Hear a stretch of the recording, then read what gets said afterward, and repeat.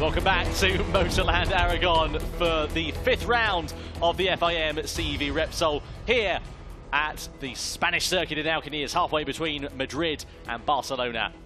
5-kilometre long track, opened in 2009. And FIM CEV Repsol has been coming here for a good number of years now. You can see it's an anti-clockwise layout as well. There are 7 left-hand corners, 10 of which are right.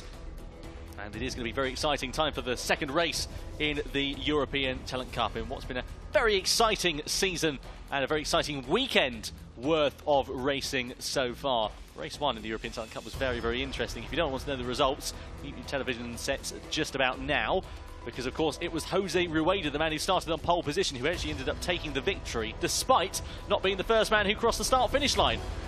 It was actually Victor Rodriguez who started, who crossed the finish line in first position at the end of that, but unfortunately a move that was deemed to be a bit too aggressive from race direction caused him to be handed a penalty right at the checkered flag, meaning that Jose Rueda, who crossed the line just in second position, was crowned as the winner from that race. It made things very, very interesting and very exciting indeed. You can see we've had a bit of a delay in proceedings here due to a red flag in the Moto2 European Championship race just a few minutes ago. So the ETC race is going to be starting at 3:20 local time, 14 laps in total, so we've just taken one off of the order. You can see the sun here as well, and people with their umbrellas. I know that looks a bit silly because it's not raining, but it is pretty much crucial here to try and keep that sun off of you so you don't get sunburnt or even worse, sunstroke, because it is about 36 degrees Celsius, of course, out there on track at the moment. So it does make it very, very hot indeed, around about 100 degrees Fahrenheit, just short of, so there you go. And of course, European Talent Cup is a championship that was formed in 2017, running in a similar vein really to the Asia Talent Cup and the British Talent Cup, in the sense that they all run on exactly the same identical Honda NSF 250 RC motorcycles. The only thing that's different really is the liveries and of course the riders that are on them. Everything other than that is completely standard, meaning it's 1, very affordable, and 2, promotes very close racing, which often comes down to rider ability, making it very, very exciting indeed. So confirmation there that the pit lane will open at 15:05 local time, so that's just over, so just under 3 minutes away there and thereabouts. You can see the preparations taking place there down in pit lane as the riders just get ready to get themselves out on the track to get the green flag underway and get that 14-lapper of a race, which is going to be anything but boring, I can assure you of that, because European Talent Cup is always interesting, and especially so here at MotorLand Aragón. It really is a track that does promote some incredibly close racing, especially on these small capacity machines as well, because they're so small and agile. You can often nip up the inside or around the outside even in some cases, where you wouldn't be able to on the larger capacity bikes that we have here. So it does make it very interesting and also very unpredictable as well. Just because you're starting on pole position doesn't mean you're not going to finish outside of the points paying positions, and likewise the reverse of that as well. You'd likewise of Julian Hirao, for example, on the Estrella Galicia Junior team bike. He starts down in 15th on the grid, and he could be battling in amongst the sharp head of the order by the end of the race. Anything really can happen here in the European Talent Cup. You can see the local wildlife haven't stayed away from MotorLand Aragón. They're a big fan of the European Talent Cup, and quite rightly they should be as well, because it really is very, very exciting, as we said.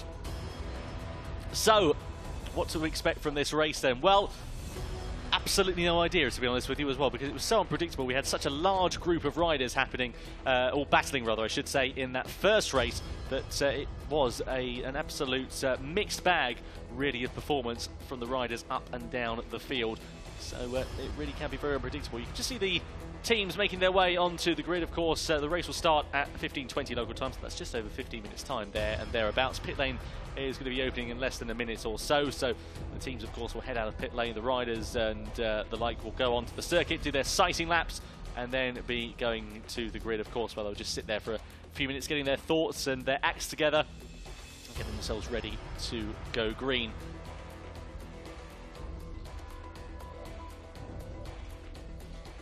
So then, the European Talent Cup, it is going to be very, very exciting. This is the man, or this is the number of the man who will start on pole position. You can see somebody there just trying to fire up the generator to keep the tyres warm. Give it a good old pull. A sharp one. There you go. And get it nice and running. So the generator running to keep those tyres warm. And that's Jose Rueda of the Estrella Galicia talent team who will line up on pole position. Pit lane then is now open, as you can see. The riders and bikes getting ready to head out onto the track. You can see the number 70 there of Joshua Watley, British rider, just 13 years of age he is, and he will be making his way onto the grid. A bit of a difficult weekend it's been here for Josh Watley at MotorLand Aragón, a track, of course, he does have some experience at as well. He's also racing in the British Talent Cup as well alongside this, and is doing an absolutely sterling job there. He's finished on the podium so far this year, and has been very, very consistently quick. So keep an eye out for him and see how he fares over the course of this season. So you can see everybody now heading out onto the grid, just getting everything ready to go, getting the heat into the tyres, the brakes, and getting themselves really into the right frame of mind as well is very, very important. Of course, all these riders between the ages of 12 and 17 years of age, so getting yourself in and amongst, in contention rather, and ready to go for this race is very, very important indeed. You can see the number 14 there, Carlos Torres-Tias, who starts from third position, the outside of the front row of the grid, and he will probably be a very big factor here in this race. Here's the number 95, Jose Rueda, on the Estrella Galicia Talent Team Honda machine. As we said, a rider who was very impressive. We had Fran in the opening race of the day here for the European Talent Cup guys. They have looked on very good form here this weekend, despite Julian Hilal starting a little bit further down the order. Yeah, definitely. I think for Rueda, the race one was super impressive. Obviously, that penalty for Rodriguez affected it a little bit, but yeah, Rueda really was right at the front throughout. Got shuffled back a little bit briefly, but then very, very, very impressive. And it's also absolutely incredible because he is so small. You can see on the bike, he's a nice, like, very, very tucked in, obviously quite a small guy, but when you really stand face to face with him, I'm not particularly tall, but in Parc Fermi there to do the interview is actually incredible. And obviously a lot of these guys, like you say, the age is between 12 and 17, and it's incredible how they manage to control the machines and make them work for them as well as they do. Super, super impressive. So I think all eyes will be on him, and again Rodriguez now, who will probably be feeling a little bit bitter about that penalty he had earlier. Obviously, he did technically cross the line first, but then had that time penalty. Quite similar to the situation we had earlier in the year in the Moto3 World Championship for Fabio Di Gianantonio. So he'll probably feel like there's a bit of a score to settle in this second race, and will be pushing fairly hard from the start. Obviously, that aggression in the first race is kind of what cost him ultimately, but have to see how he deals with that in the second outing, and see how that affects the way he either attacks the race or everyone around him. But Rodriguez definitely was one to watch in the first race, and I think he will be one again. So those two, if they can get a good start again, I wouldn't be surprised to see them leading the charge. But there's a lot of good names up there who will be wanting to make a serious dent in the front runners straight away, especially like Artigas. Obviously had a really great race one as well, and yeah, been going well in the Rookies Cup as well. So it's going to be a good race again, I think. I think we've got a lot to look forward to, and obviously now the temperature is also hotter, which could be a fairly interesting thing for these guys. Yeah, as you said there, Fran, it really will be an interesting factor in this race, and you can see there the blank space where Jose Rueda will be making his way on to pole position for the second time today. The man alongside him, Victor Rodriguez, finished in 4th place in race 1, despite crossing the line in the race lead, as we said. So let's see what he's going to be able to do, and see how he fares. Yeah, definitely. Like I said, I think it'd be interesting to see how he reacts to that penalty in the second outing of the day. He probably feels a little bit hard done by after the performance he did put in, although obviously did make mistakes for which he was penalised. But we'll have to see. We'll have to see how it affects his mindset now. It can be quite a different thing when it's obviously happens one race weekend and then you've got either a week, 2 weeks, or even longer to think about it and process it. But it was just earlier today, so see how he can bounce back from that, and if he can play the same really, really central role in the story of race 2. And then Jose Rueda, like I was saying, so small. You can see that now a little bit more. Now he's sat on his bike there at the start of the grid. It really is incredible. It's quite surprising. Like the cameraman really having to bend down slightly to do that Parc Fermi interview. Knee-eye to a grasshopper is what he is, isn't he? It's very, very it's very strange considering some of them are kind of, you know, already fairly tall, quite a bit older, like Victor Rodriguez, obviously 17. Huge difference, and it's yeah, it's fairly kind of amusing when you have such a difference in Parc Ferme, and they've done such a similar job on track. So exactly, yeah. Victor Rodriguez, of course, one of the riders who's been racing in Britain in years gone by now. Keep an eye out for him because he's been racing in the British Moto Star Championship and is a rider who actually has a lot of pedigree and a lot of results. And you can see that as well with the performance he was putting in race 1. Here is Carlos Tordesillas then. You can see Realia Vintura Academy riders alongside him, and you can see as well, of course, the tribute to Andreas Perez he's paying there on the grid as well. Of course, Andreas Perez, as we've mentioned over the course of the day, sadly lost his life in Barcelona last time out in a crash in the second Moto 3 race of the day. So a lot of riders, of course, here having raced with Andreas Perez. He was in this championship in the European Talent Cup in 2017, so just doing their bit to pay their respects, which is very, very nice to see. You can see here as well, here is the number 7. This is Dani Munos, 12 years old, for the Jerez Andalucia talent team. He and his brother David, I should say, two riders on our entry list down as D. Munoz, which makes things very interesting. Yeah, it's quite difficult on the ones that don't specify a first name. And also the worst thing is they've qualified alongside each other as well, which makes things even a little bit more tricky. So we'll run on through, don't worry. One of them's running the number 7, which is Dani Munos. The number 30 of David Munoz alongside him. You can see there is David. So let's see how he will be able to fare over the course of this season. 12 years of age as well. You can see there 8 points he's had in the championship so far. Points finish last time out as well in race number 1. Very, very small lad as well. You can see that helmet there. Really, it does exemplify the size of what looks to be a very small head that he's got on his shoulders. Definitely. I think they almost look like mini bikers, some of them. It's incredibly impressive what they do, and it's also incredibly impressive the guys they compete with. Obviously, they're all like fairly fresh to it. Minimum side of the age range, I was going to say age gap, of the age range that the ETC lets in. So, you know, it's just an amazing sight. They're super impressive at that age. I don't know what I was doing at that age, but I certainly was not able to keep my head in a crazy race of 44 competitors and maybe even win it. So it's very impressive stuff. Certainly is. Adrian Fernandez then. Older brother Raul Fernandez on the right-hand side of your picture. Let's have a look, though, as we just come away from Adrian Fernandez, at some highlights from the first race, shall we, of the weekend, because it has been a very interesting time so far here in the European Talent Cup. And this is how race 1 then panned out. It was Jose Rueda who started from pole position, but initially getting the launch into the first corner, it was the number 91 of Victor Rodriguez going down towards that first turn. Carlos Tordesillas putting himself into the third position off of the start, and everybody miraculously making it through the first corner unscathed.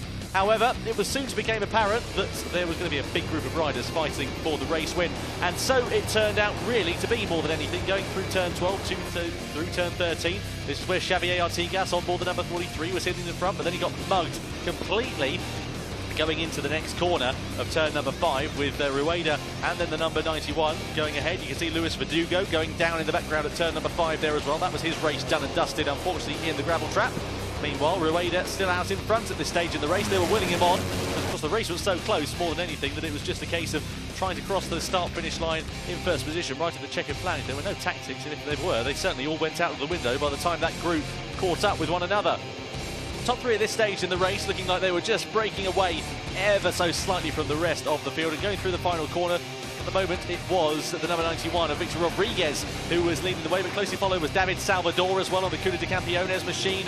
And this was an incident that really defined the race for Victor Rodriguez. He pulled alongside the number 95 of Jose Rueda, pushed him onto the curb, which forced him out wide. He was given a 0.3 of a second penalty for that, and then a couple of uncharacteristic mistakes there for him as well, including here running wide at turn 12, then through turn 13 he had a big wobble as well. He actually managed to get himself back down into third position following that one, and this was Carlos Tordesillas on the final lap having a big moment out of the right-hander out of turn 15, and that allowed Rueda to go back through into the final couple of corners, though. It was going to be anybody's guess, and you can see Rodriguez was very late on the break. Xavier Artigas finding his way up the inside of Rueda as well. It was quite clear it would always going to be a drag to the line, but it would be the number 91 of Victor Rodriguez who came over the line to claim victory on paper. However, that penalty unfortunately demoted him down into 4th position following that race, so it was the number 95 of Jose Rueda by 0.06 of a second, believe it or not, who claimed an absolutely electric victory.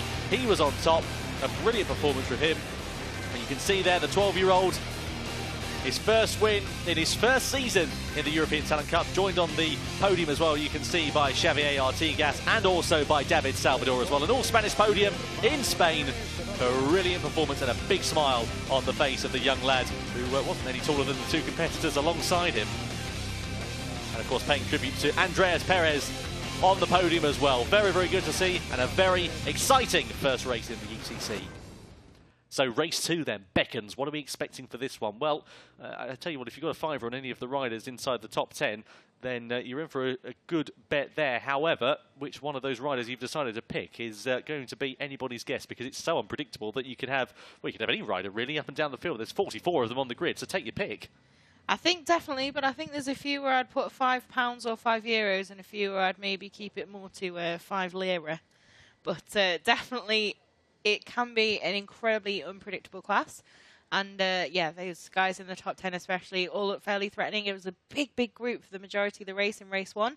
And even towards the end, there was a good gaggle of them at the front really fighting for that win. So I think it'd be interesting. I think it'd be interesting as well to see what Rodriguez can do, obviously, like we were saying, after that penalty in race 1. So we shall have to see. But Xavier Artigas as well, having a pretty solid season, and really seems to be kicking on recently and threatening more and more for the win rather than just the podium or top 5 or points, etc. So I think it'd be interesting what he can do in this second race as well. But I don't know, really. Like you said, it's so difficult to predict. Absolutely, yeah. Time really will tell on the case of this one. And we, as you say, we're just trying to find out really what's going to happen in this one. It is so difficult to predict. There's only 14 laps as well. The race is going to get underway in around about 4 minutes or so's time. The riders and the or the team members, I should say, will depart their way from the grid. This is Luis Verdugo, then. 13 years of age he is, and had a very quick crash, shall we say, at turn number 5 in the opening race. So he'll be trying and hoping to get himself fighting at the sharper end of the grid, and actually making it to the checkered flag here would be a very, very important thing for him. Yeah, definitely. As you can see, race face on, or rather hidden. I'm just trying to say, is that a replica for Maverick Vinales' his crash? I was wondering that. When I looked at it, it immediately looked a lot like Vinales' testing lid. I think it might be.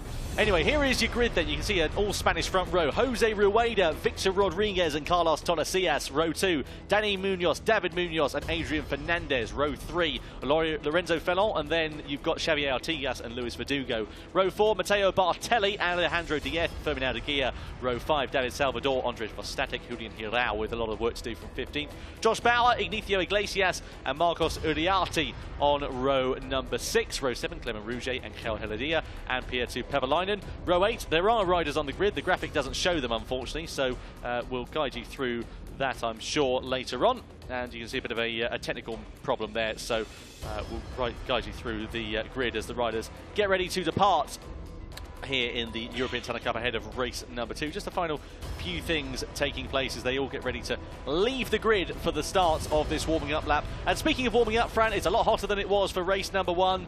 It's going to be interesting to see how this plays into the hands of the riders for race 2.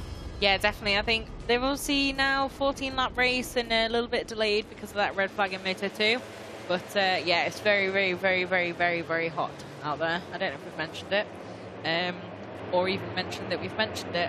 But yeah, it's very, very, very warm, and it's a really long way around this track. 5 kilometers on one of these little bikes is quite a challenging lap as well.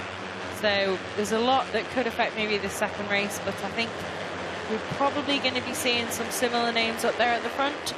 So we'll have to see this time. Can Rodriguez kind of bounce back from that disappointment in the first one, and will Rueda be able to now use that confidence of having been awarded that first win to maybe kick on in this one? Absolutely. Well, of course, identical motorcycles in the European Talent Cup, so it does make it very, very close out there on track in terms of performance, and of course it all comes down really to setup and especially rider ability more than anything. So let's see what will happen with regards to this. Down in towards the reverse corkscrew in a very difficult part of the lap, and not normally a passing place if you're on a larger capacity machine, a 600cc bike or even perhaps a super bike. When World SBK was here a few months back in April, we didn't see many moves there on the superbike machines, but in World Supersport 300 there was absolute gaggle of overtakes, lots of riders going past each other left, right and centre just because, well, they can really more than anything.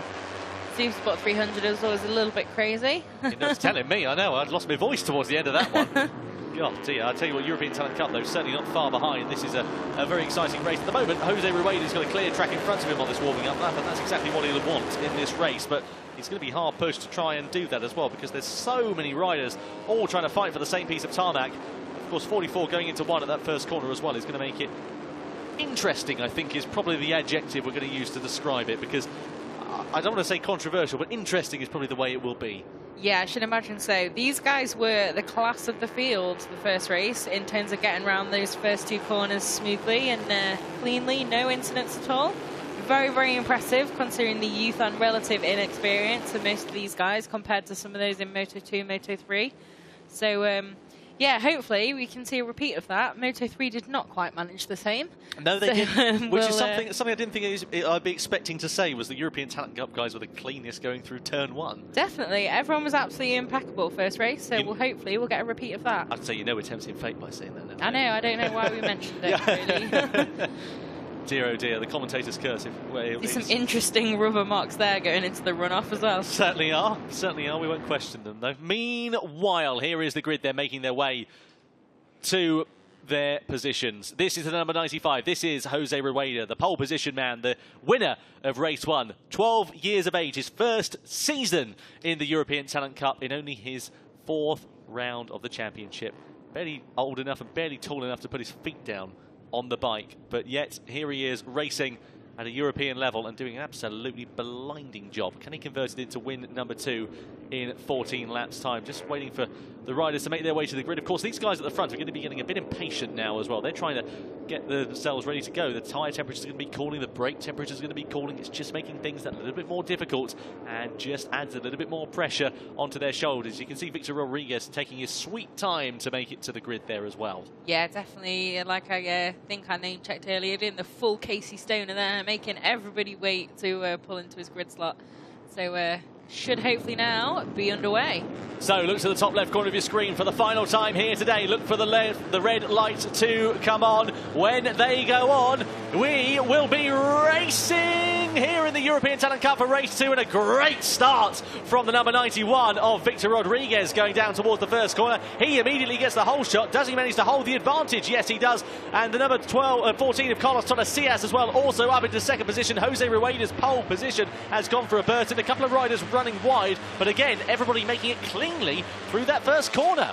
Yeah, really impressive stuff from these guys. Really, really good to see they're all through there. And Tordesillas looks like he's getting a bit close there already at the front. Nice, aggressive again from Rodriguez. But yeah, it's really good to see they're all through there cleanly. And another great start from Rodriguez, but Tordesillas looking racy in the early part of this first lap. Certainly is. You can see his leg coming out on the left-hand side of your picture there, just to try and shift down that gearbox and get himself ready for the next corner, which they will attack with a lot of vengeance. You can see down in towards the reverse corkscrew then. One of the riders going a little bit wider through there. Who was that? Was that Dani Munos taking a bit of a wider line to try and take some more corner speed? Is it a tactic that paid off? Well, he didn't make any advantages, didn't make any places. And out in front of it is still Victor Rodriguez and the number 14 of Carlos Tordesillas. Meanwhile, it is Dani Munos who's in 3rd place. It was David Munoz who was taking that wider line. Meanwhile, Jose Rueda in 4th place, coming under attack now from behind as well. You can see the number 35 of Adrian Fernandez trying to find his way through and really leaning on David Munoz through turn 12. Gets the move done, and leaning on Victor Rodriguez was the now race leader of Carlos Tordesillas. So that's a brilliant bit of an opening lap there for Tordesillas. Yeah, definitely. It looked like he was really trying to have a nibble a bit earlier, and then now got that done and made it stick. So impressive stuff from Tordesillas. Obviously, he was really, really high up there in contention for the win until that moment coming out of there on the final lap. So should be an interesting one to see what he can do now. But yeah, the double Munoz, already a little bit of a challenge, some different drama there. But these guys just behind the lead duo will need to be careful that they don't let them escape too much. Got a yellow flag at turn 5, so somebody's obviously sent it down the road on the first lap. Can't quite see who that is at the moment. We'll give you an update as soon as we get it up here in the commentary box. Meanwhile, over the timing line, no problems for this man here, Carlos Tordesillas, except for the man on his left-hand side of Victor Rodriguez down to the first corner. Will Tordesillas be able to brake later? No, because the more flowing line certainly does help out the number 91 of Victor Rodriguez. Good stuff there for the PlayStation Leglise rider. He manages to get himself back into the lead of the race, and I dare say he'll have been learning from his mistakes in race number 1, and we have had confirmation as to who has gone down at turn number 5. Both riders fortunately up and okay, but sadly it was the number 57 of that was Kenny Koskinen, the Finnish rider, and also the number 72, I believe, of Mattia Falzone of the 658 Squadra Corsa. So a difficult day at the office there for Mattia Falzone. Definitely, and you can see Rodriguez, yeah, like we're seeing again into turn 1, he just looks so solid there. Just no one can really get able to, they can get alongside him, or almost, but no one can really nail that quite as well as he can. So these lads are pushing the bike away here, and they're not pulling the clutch in, crucially, as well. So the back wheel's locked because the bike's stuck in gear. Or they've been benefiting by pulling that lever in on the left-hand side to get it moving a little bit quicker. Definitely, yeah, a bit of a top tips from Tom Brooks. Yeah, because I seem to know. Well, anyway, get away from that. Come back to this. To Carlos Torres leading the way still from the number 91 of Victor Rodriguez. This is getting very, very close indeed, as we expected at the front. Carlos Torres trying to put a bit of daylight between himself and the rest of the field, but we just know how difficult that is here in the European Talent Cup. Just no way really for them to be able to do it, and you can see him using all of the track there to try and break that slipstream from the riders behind, but he doesn't really have to worry in any way, shape or form at the moment because nobody's close enough to try and take advantage of that. We've also had notice from race direction as well. Rider number 45, that's Luca de Verschauer, the German rider, new for this weekend, has got a ride-through penalty for a jump start, so disappointment there for him. Yeah, definitely. That's it's not a great start to it, is it, for him? But hopefully he at least this ride-through penalty, not crash or anything, so he can at least get a few more laps in on the bike at this venue. So, you know, I always try and find the sunny side to these situations. I'm glad you do. But, that time, you see, commentators curse, Rodriguez has not kept that lead through turn 1. No, you see there, friend. So, I shouldn't really sing anyone's praises ever at all. But definitely very, very impressive opening few laps from Torres here. Looks really in control of it. Pretty racy, but not too overly aggressive. But really looks like he means some serious business in the second race. Oh, it's going to be interesting to see how he fares. You can see also there as well some good moves taking place a little bit further back. Look at that gaggle of riders following from this lead group. It really is very, very exciting indeed to see how these guys are faring over the course of it. Up the hill they climb, and then they'll come cascading down it through that reverse corkscrew. And nobody making any moves. This is what we saw in race 1, really. More than anything, with the riders biding their time, just waiting patiently, making a few moves here and there, but nothing overly aggressive. Then in the last few laps, everybody went absolutely banzai to it and threw the kitchen sink at it, and were making passes left, right and centre. Yeah, definitely. It's quite an impressive show of tactics, really, from the field, considering they're all quite young. And it's, yeah, some really good racecraft shown by the majority of the field. The majority of the field. That's easy for you to say. Well, apparently not. But down that back straight, it is incredible, obviously, with so many of them still so close together. It's almost like a snake moving, the way they go from one side then to the other. Obviously, everyone trying to break that slipstream. But at the moment, Torres, though, is doing a very, very good job of trying to do that.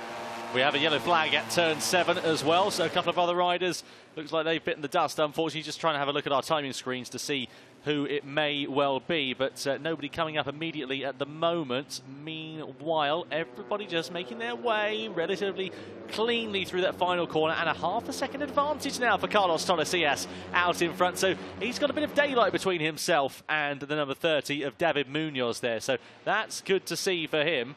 Yeah, you can see Munoz currently leading. Munoz tapping the seat unit as well to say, come on lads, stick with me, I've got some pace here, I'll chase him down. But not quite sure if they're going to listen or not, especially not Rueda and Rodriguez, who obviously have shown some great pace of their own. So it will be, yeah, we'll have to see if they can catch Torres. Bad news also for Adrian Fernandez in 6th place. He's been given a jump start ride-through penalty, unfortunately. So from 6th position, he will be down right towards the very back of the field once he serves that penalty. So that is a big, big shame there for Adrian Fernandez. The good thing is he does have a little bit of time to try and perhaps get himself a bit further up the order to not lose too much time in this, but at the moment you can see him there on board the silver IO Academy machine. Just no way through for him past the other competitors at the moment so far. Meanwhile, back at the front, still number 14, Carlos Tordesillas, leading the way. A little bit further back, though, as well. It's getting pretty interesting as the riders try and make their way through the field. Josh Watley, the only British rider in the... one of the only British riders in the field. Two British riders in the field. We've got Josh Watley and Jamie Davis. Josh in 24th place, Jamie Davis down in 29th position. So nothing, unfortunately, to write home about for them in terms of points positions, but still continuing to make their way through the field. They are in the early stages of this one. Xavier Artigas, meanwhile, fastest lap for him last time around, a 2:04.376. That was a very promising lap there for the number 43, who fought so closely for victory in that first one. Yeah, definitely. Like I say, he was a man in form, really. Had some great pace at the Sachsenring and the Red Bull Rookies Cup as well before this. So good run of form from Artigas. And we'll have to see if he can replicate that at the end of this race, or even go a little bit better than he did in race 1. Still a bit of daylight there for Tordesillas in the lead. I have to see if he can hold on to that. They seem to be getting a little bit closer. But like we were saying, that number 31 machine there in 6th, he has to head in soon for that ride through. Hopefully he'll get notice of that. But I think it's always a little bit of a risk in situations like this when the rider in question is battling in a group. Obviously, he does have that penalty that will hugely change the colour of his race, but is not necessarily aware of that yet and will possibly still keep racing those around him, maybe affect theirs.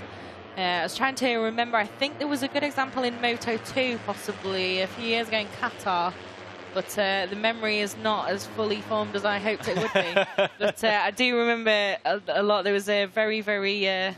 I remember interesting penalty there. Speaking of Moto 2, I remember jump start penalties coming in, and it was Andrea Iannone, Catalunya 2010. He was leading the race, and I remember his team at the time, the speed-up team that he was riding with, put Vai, which means go, of course, in Italian, in big permanent marker on his pit board to say, go, get a lead, go, before you've got to serve this penalty, because he had a few laps grace. Unfortunately, he came into the pit lane and it absolutely ruined his race. Unfortunately, that race overshadowed by a huge finish line crash. Right at the very end of that. But anyway, getting back to the action here at the European Talent Cup, we've got 9 laps left here with these riders, and the field just breaking up a little bit more than we had in race number 1. Whether that's perhaps something to do with the hotter temperatures that we've got here, I'm not entirely sure, but regardless, it does make it a little bit of an interesting dynamic. Of course, you can see here Dani Munos, fastest lap last time around, 2:04 flat. That's a very good lap from the Andalusian rider, so he'll be pretty pleased with that, actually, as it goes, and he's sort of in good contention. He's just behind Matteo Bartelli in 7th position, not the footballer, because not Balotelli. Not Balotelli, no, because I was getting confused with him race 1, because of course, why would you not moonlight in the European Talent Cup if you're a footballer? I mean, of course, it's absolutely the #1 thing to do once you... Oh, there's a clear road there, we know. The road to MotoGP football edition. Yeah, exactly. But, no, the Munoz is confusing me. It's also reminding me a lot of the Ferris Bueller's Day Off, Bueller, every time they come up and they're close together on track. But both pretty much, you know, having a great race here, and they've just pretty much been solidly impressive throughout the weekend, really. So I think it's a very good weekend for those guys. And then next time out, obviously, they'll be racing at home as well, home of the team, the Jerez Andalusian back team. So that should be nice for them to arrive on form as well to that race. Tell you, who did set the fastest lap last time around was Ferm Cev in 9th position on board the Best de Capital Dubai machine. Keep an eye out for him on board that number 54, because he's shown flashes of speed so far this season. Hasn't quite had the opportunity to just make himself known a little bit, and he is right at the back of this group, so there is an opportunity that he might be in contention to try and find his way through. And a big front-end slide going through turn 5 by the looks of things from our screen there. Meanwhile, the action back out in front, staying pretty stagnant at the moment. Tordesillas not coming under any immediate pressure from behind, but that gap has definitely come down, Fran, over the last couple of laps. Yeah, definitely. What looked like it might be daylight that kept increasing and increasing, now they're just chipping away at it, and I think maybe a couple more slipstreams and might be able to get back on the back of that number 14 machine. But I think he's also going to be pretty content to have just led and not had to be involved in any drama. No unnecessary aggression or overtaking. Just had it nice and calm at the front, and that's got its own value as well. Even if they do catch him, you know, he'll probably think he's got the pace to stay where he is, or at least defend that and then take it back if needed. Well, there's Ferm Cev, the first rider into the 2:03s over the course of this race. An impressive lap then for the young Spaniard. What's he going to be able to do on board that Best de Capital Dubai machine?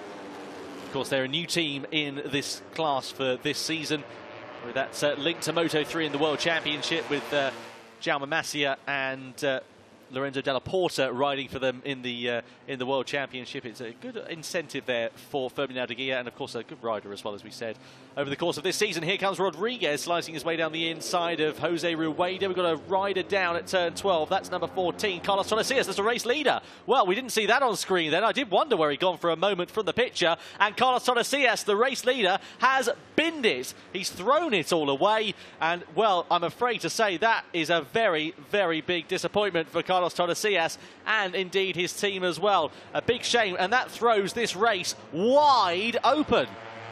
Definitely. I feel it might be my fault. Again, just saying, you know, he's got it all in hand. It's fine. But that's a big disappointment for him. Obviously, up and fine after that incident, but such a disappointment, especially the second race of the day now. That's going to be his last memory of the class until we come back in a couple of months after summer. So, you know, disappointing for him. But at least he can take a bit of heart from the fact he has some really, really serious pace here this weekend. He certainly can. Well, so that is a shame for Carlos Tordesillas then. Unfortunately, another race ending up in the gravel trap. It wouldn't be a dream victory for the young Spaniard, and it does make this race now very, very exciting at the front, because you've got 1, 2, 3, 4, 5, 6, 7, 8, 9 riders potentially in contention for this race victory. 8 riders, I apologise, in contention for this race victory in this huge group as well. You can see Lewis de Vliechauer, rather, I should say, the Belgian, now back into the pit lane. So down into turn 12 we go. Here comes Rueda trying to find his way through against David Munoz, but no way through there for him. Bit wide as well for the race leader of Victor Rodriguez. Through turn 13 they go, and this is going to get very interesting now at the halfway stage. It really will. And you can also see still in 5th that number 31 machine has not made its trip through the pits. So he could end up being black flagged. Yes, he's going to be at risk of that. And I've also remembered and can confirm it was Morbidelli Lutti at Qatar. And Morbidelli, yeah, they were duel for the lead on the last lap. And I'm thinking I'm going to go out on a limb and say it was 2016, because I don't remember having written about it. Therefore it must be. But again, it's a risk because he's very much still in this battle, and he definitely needs to serve that penalty soon. Otherwise, it's going to be a black flag and no race result, rather than simply lower down than he would have wanted. David Munoz getting proper roughed up there, going through that final corner. He loses 1, 2, 3 positions nearly, as well as number 31 of Adrian Fernandez tries to find his way down the inside, nearly 4 wide at some points into that first corner as well. Somehow, miraculously, they all stay on the motorcycles, because this is getting very interesting now. Need to keep it calm here, lads, as well, because let's not forget we've still got nearly half the race still to go, and it's getting pretty tasty out there in front. A little bit more aggressive than we were seeing a few laps ago. Riders just trying to find their way through. It's still Victor Rodriguez who leads the way ahead of David Munoz, ahead of the number 43 of Xavier Artigas. Artigas, we know, we've seen him have the pace over this season. He finished second in race 1 as well here this morning, let's not forget. Can he convert that into a race victory in race 2? Well, we're probably going to be finding out in about 6 or so laps time, because we're not going to get an answer before then, I'm fairly sure. It'll go down to the last lap, as it often does here in the European Talent Cup. And maybe even the final corner.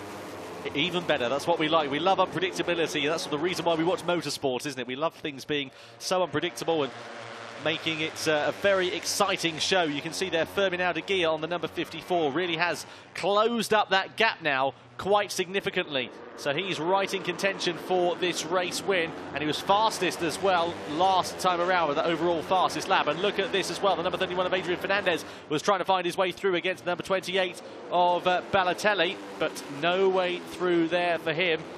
Still getting pretty interesting. Still that notice on our timing screen as well for Adrian Fernandez about that penalty for his jump start, but he hasn't managed to make it yet. Is he going to get black flagged? I think if he stays out for either this lap or 1 lap longer, he will be disqualified from this race and have to pull into the pit lane, and that will unfortunately be a very sorry end to his race. You can see the guys ducking and diving, trying to find some clear track, trying to find their way through the inside and trying to find track position as well. Is Rodriguez now from Xavier Artigas, and look at that, 3 wide, 4 wide nearly through that final corner. It's getting very hairy indeed. You can see the number 95 of Jose Rueda getting really ruffled up through there as well, as they come over the timing line and head down towards that first corner once again. And look at the gaggle of riders. Who's going to brake first? Who's going to blink first? They all managed to make it through. Bit wide there for David Munoz. He's not too worried about that, because he hasn't gained an advantage from it. He's actually lost a bit of ground there, I'd say, going through. So, through the right-hander as they come climbing up the hill now. Now it's Matteo Bartelli who leads the way, closely followed by the number 30 then of David Munoz, who makes some good ground as well. Ferdinand Aguirre still fastest of this group at the moment, sitting right at the back. He's got the advantage of the slipstream. He has a bit of traffic in front of him, but he has got a very good opportunity to close right up onto the back. Lots of moves being potentially made, lots of dices happening in this top 8 group for the race lead, and it's still Bartelli that leads the way from David Munoz. Down into the reverse corkscrew we go. Jose Rueda is getting really ruffled up here as well. He's down into 7th position from the race lead a couple of laps ago. The same story with Victor Rodriguez just out in front now as well. Those two going side by side for 6th position in this race. I didn't think I'd have been saying that 3 laps ago. Yeah, it's all really hotting up now, isn't it? Some pretty crazy stuff out there, and we're only on 9 of 14. We need to remember that and not put too much at risk so early. Oh, a bit wide into there. Yeah, Bartelli just losing out there. Yep, running a little bit offline, as you say there. Adrian Fernandez coming into the foray as well. He's very deep on the brakes into turn 13. Can he slow it down? Yes, he can. He also forces Bartelli wide, and that allows a potential opportunity there for Dani Munos to find his way through. It's his brother David that leads the way now at the moment. Over the timing line we go. Or over the time, down the back straight rather, to go into the final corner to then go over the timing line. Getting a bit ahead of myself. And this, of course, is where the slipstream will come into play. Quite a couple of laps here for Xavier Artigas, but I dare say he's about to break that because he's about to dive down the inside here of Dani Munoz. Does he find his way through against the 12-year-old? Yes, indeed, he does. Artigas, of course, a rider with a lot of experience here in the European Talent Cup and competed in here last year as well. Lots of new faces in the ETC for the 2018 season, and Artigas, one of the more familiar to you if you were tuned into the championship last year. Yeah, definitely. I think as well, we're still waiting for Fernandez to take that penalty, aren't we? So I think he's at serious risk soon of getting black flagged. But, hopefully not for his sake, but I don't think he seems to have seen that so far at least. I was going to say, I tell you what though, Fran, I don't think I can see anything from the pit wall being hung out over the start-finish line, so I don't know if he's actually been made aware of that situation. Unless his team have made it aware on the pit box, then we have got confirmation that he has been flat flagged, so they'll definitely be displaying that over the timing, over the start-finish rate. And I can actually confirm, I apologise, because I've just seen the board that Race Direction have brought in following that one, so they have been notifying him of that for Adrian Fernandez, and he has now been disqualified from this race. We cross back to the action. That was getting pretty hairy into the reverse corkscrew as the riders were just fighting and squabbling amongst one another. Lots of tarmac up for grabs, lots of positions up for grabs as well, but it's all about being in the right place at the right time.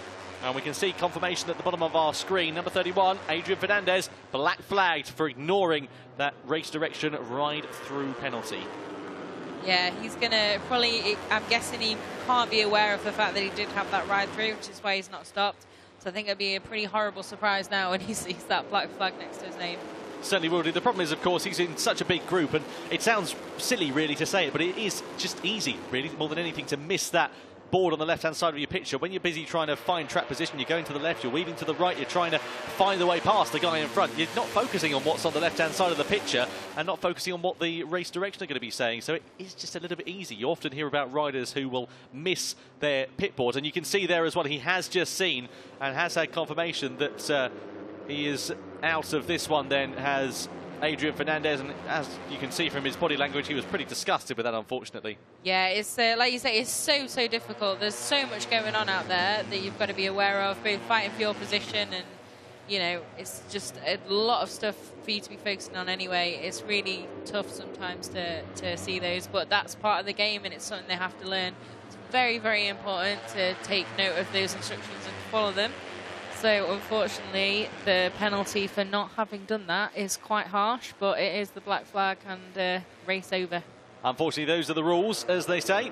So, out in front now, it is Dani Munos who leads the way, but he runs it a little bit actually way too hot there. I thought he wasn't going to get that stopped. And that isn't a little bit way. Yeah, a little bit way. And it's not the first time he's done that either, because he just did that at the first corner and gained a little bit of an advantage. He's allowing the likes of Matteo Bartelli to close up onto the back of him now and potentially think about a bit of a move. And we could be on for Munoz versus Munoz, if that's not too much of a mouthful, before the end of this race, I dare say. 3.5 laps now remaining here, and very close indeed. You can see David Munoz trying to find his way past. Yeah, a bit of a twitch for Rueda there as well, coming down there. It's all getting a little hot under the collar now in this front group. So I think it's going to be an interesting finish to this race, and it would also obviously Bartelli as well. At the moment, it's his teammate who is in the points lead in this championship and not racing here either through injury. Will be great news for that team if he could take that 25 points and limit that damage. Certainly would do. Let's see how Matteo Bartelli gets on then over the course of this race and see how he fares. Riders just making their way through, and this is getting very frantic indeed. You can just see a scooter going through the service road there. Not the first time we've seen that over the course of today, and it's been interesting as well because, of course, if a rider goes through the escape road at the top of the shot, then it does make it a little bit interesting as to what might happen there. By interesting, I don't mean good. So yeah, we discussed this earlier, didn't we? And it reminded us both of the Korean GP.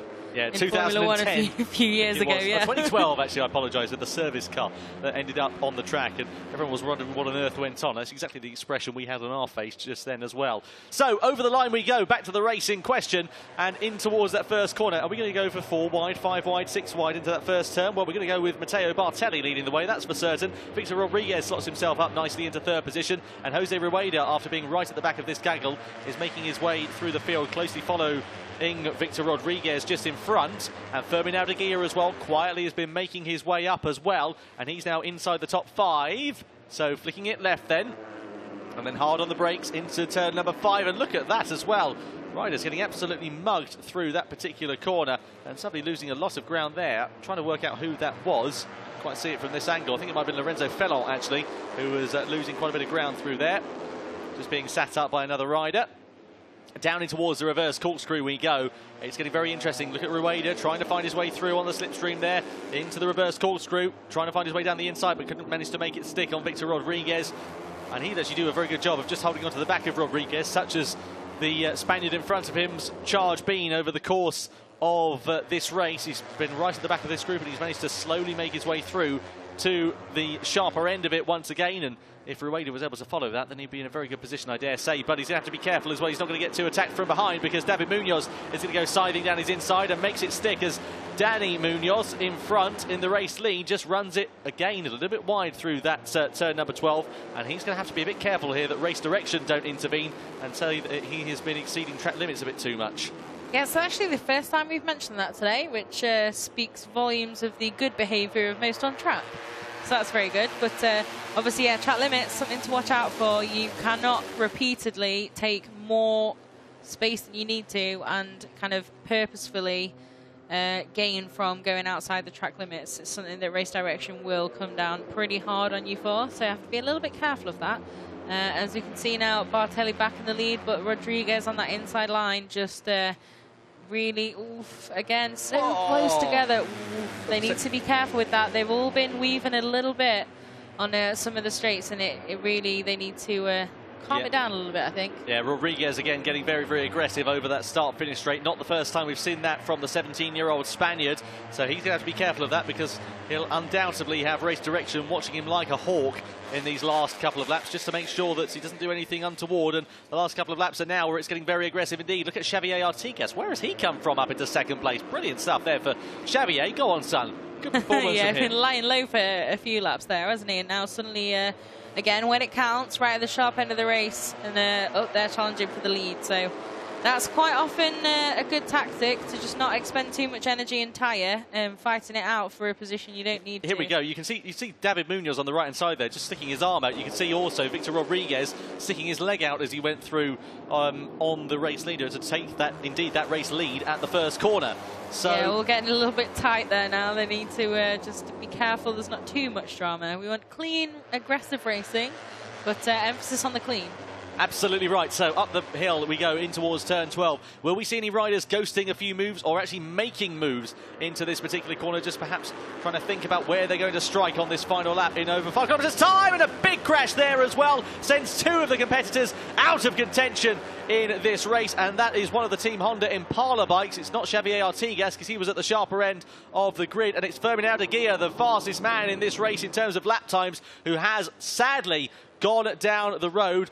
And you can see yellow flag on our screen at turn 12, or quite understandably so as well. So it does eliminate a couple of competitors, sadly, from this lead group battle. And it means our attention is now focused back on what is going to happen out in front. So down in towards turn 16 for the penultimate time of asking. David Munoz asking a lot of his front end through that final corner, pushing, and trying to find his way through is Jose Rueda. And Rueda says, thank you very much. He's up the inside. We've got a red flag as well, I can see from our screen, and the red flag is out, so the race is brought to a premature conclusion then. And I think what will happen here, Fran, is we will have a count back from that one. You can see the rider down there who was involved getting medical attention, and it was Alejandro Diez, unfortunately, the rider who was involved. So the race will be counted back, I believe, one to the last full lap, and they'll take the results from that one. So we'll have to wait and see who is crowned as the winner. But you can see there on your screen as well, Alejandro Diez just getting some medical attention as he lays on the track at turn number 12. We do hope that he's okay, and we will, of course, give you any updates as soon as we do receive it up here in the commentary box with regards to his condition. But a big shame there to end the race very prematurely in the European Talent Cup. It was said to be a very cracking final lap, but of course, undoubtedly, the safety of these riders must come first. There is absolutely no question with regards to that. So it's all a case of just making sure that everybody is okay and unharmed following that incident. So the riders will, of course, head back into pit lane, and we'll sort out the order following that race as well, because we have no confirmation of it as such on our timing screens. I think what they'll do is go back to the last completed lap, as is pretty much standard protocol here, and they'll decide who was leading over the timing line. I can't tell you who that was, unfortunately, because it escapes my memory for the time being. There was so much going on that very frenetic penultimate lap of the race, which actually in turn turned out to be, of course, the final lap now of the race, though not completed. So we'll give you confirmation, as we say, as soon as we have that up here in our commentary box. So the riders just making their way past the scene of the accident, then through turn number 12, heading back down into pit lane. They will be in a few moments' time. A very exciting race. A lot of interesting tactics we saw going through there as well from the different runners and riders. And going down that back straight, let's have another look then at what happened with the incident. Alejandro Diez in the background of your shot on the number 27. We're going to catch the end of this incident. He was going down the inside of Ferm Gear. The two coming to blows going through there. We didn't quite see what had happened at the start of that one. Ferm Gear seemed to be up and okay. He was trying to get his bike back up and running. And Alejandro Diez, we saw him there clutching his arms. So, again, we'll give you some confirmation as to what has happened as soon as we have it. The main thing is, from what I saw there, is that he didn't have any bangs to the head or anything along the lines of that. So, seemingly could have been a lot worse, that crash, that's for sure. Going down into turn 12 is a very fast part of the lap. And you can see here as well, just race direction stopping him before they go in towards the first couple of corners. And they're just trying to work out who, of course, is the race winner here. They're just trying to work it out. And I can see on my screen that they're going to count it back 2 laps by the looks of things. That might be incorrect, though. So I'll just hold off declaring who is the race winner until we have confirmation as to the riders going into Parc Ferm. But we could be set for a brand new race winner here in the European Talent Cup, I dare say. Let's wait and see what will happen, because according to my timing screens here, it's Dani Munos, the man you can just see on your screen there. Sorry, David Munos, I should say, rather. The man who has taken victory here on board the number 30. Indeed, race direction, putting him up and putting him into first position in that one. So it is then the 12-year-old David Munos who takes his first victory in the European Talent Cup. Then confirmation, as you can see, Victor Rodriguez, second position there for the JHK, the Glees rider. A great performance for Victor Rodriguez, second place for him. That'll be something sweet. And the other Munoz brother, that of course is Dani Munos on the number 7, finishes on the podium in third place. So the Jerez Andalusia talent team then, 2 riders on the podium in what was an absolutely brilliant race for those guys in terms of results. And just the JHK, the Glees bike, making it a 1-3 finish there in the middle of your shot. But David Munos, the 2 Munoz brothers, 12 years of age. And this, of course, is how they've determined it. So you can see them going over the timing line. And let's have a look and see who is where. So, there you go. So you can see the riders lining up where they are.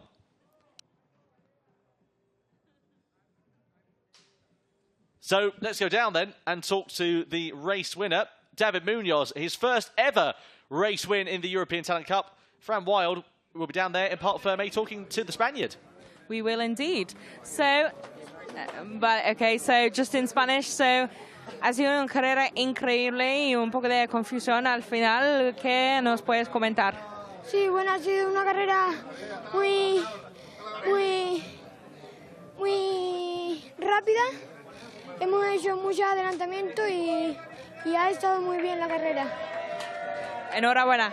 Gracias, le quiero dar las gracias a todo el equipo y a mi padre y a mi madre. Well, if you're fluent in Spanish, which fortunately Fran Wild is, I'm not. So we'll hopefully get a bit of a translation when Fran gets back up to the commentary box on that one. Meanwhile, here are the highlights then of race 2 in the European Talent Cup. And this is how it all started. It was Carlos Tordesillas who was on pole position. However, going down into the first corner, it was once again Victor Rodriguez who led the way in the early stages. Wouldn't hold that lead for too long, however, as 44 runners and riders amazingly managed to make their way through those first couple of corners. So down in towards turn number 12, you can see Jose Rueda getting on the attack and getting his way past one of the Andalusia Jerez Motor Talent Team riders. Down in towards turns 14 and 15 rather, you can see Carlos Tordesillas who was leading the way in the early stages of this one. It really looked like Tordesillas was very comfortable out on board that motorcycle, and he looked like he was a bit of a force to be reckoned with in the mid stages of this one, looking pretty calm and pretty confident.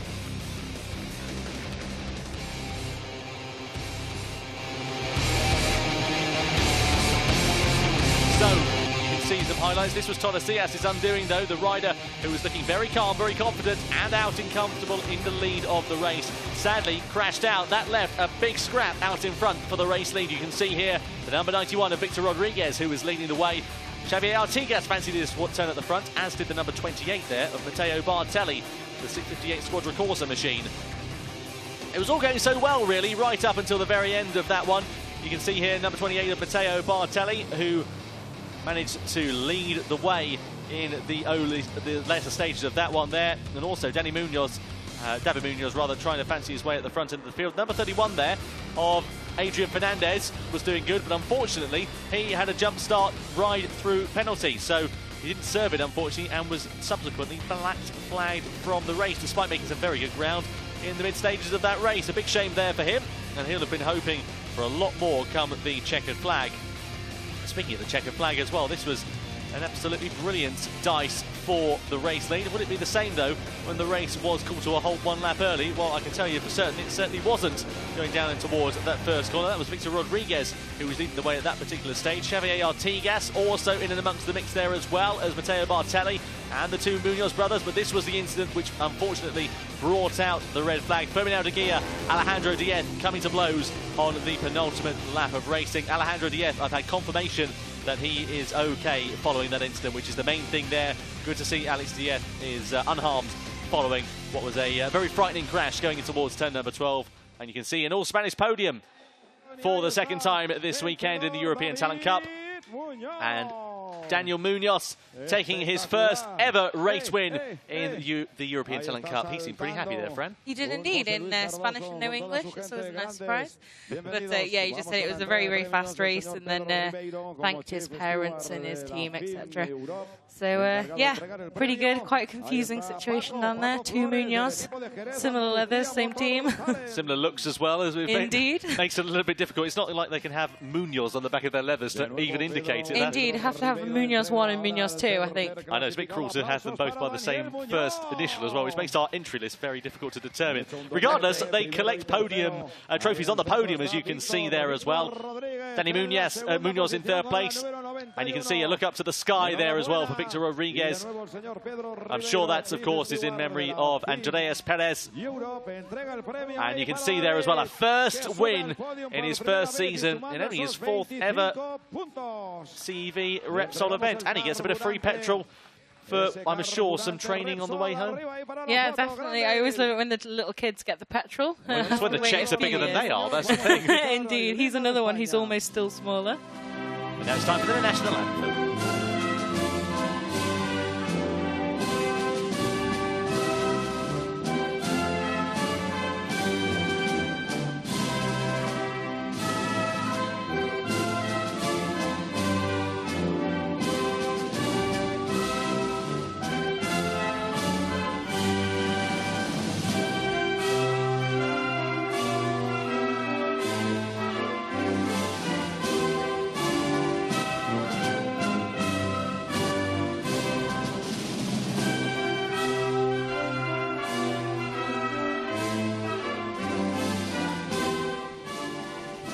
Ok, venga ese aplauso ahí, enhorabuena.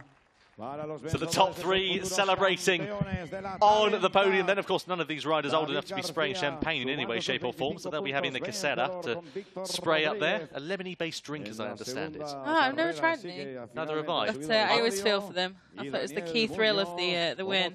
Oh, caught napping there. Caught napping. They're doing a good job of spraying. It's a bit like spraying lemonade. And then they're just, the problem is it doesn't have quite the same flamboyance as a champagne bottle does. They're using that to cool them down. I can't say I blame them either. Well, Fran, very quickly, it has been a very exciting day's worth of action here today. Definitely, in all three of the classes, and some interesting and some thrilling races here. And this one, again, very, very close. You can see there 10 hundredths of a second separating the top two finishers at the line. Of course, that result counted back 1 lap. So a brilliant second race in the European Talent Cup. Main thing is, of course, both riders, as we have confirmation, are okay. So that's really good to see. So next time out at Jerez on the 30th of September, we'll have 2 Moto3 races, 1 Moto2 and 2 European Talent Cup. From Fran Wild alongside me and from myself, Tom Brooks. I'm signing off a bit too early because we've got championship results to come Indeed, first. And look how exciting it is too. Tied on points, Mateo Patacca and Xavier Artigas. I tell you what, Mateo Patacca is going to want to get back in the saddle pretty soon.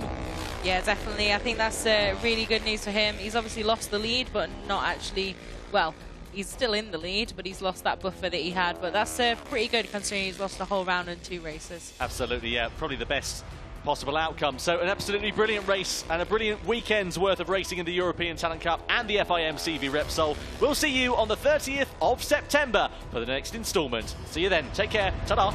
Ciao.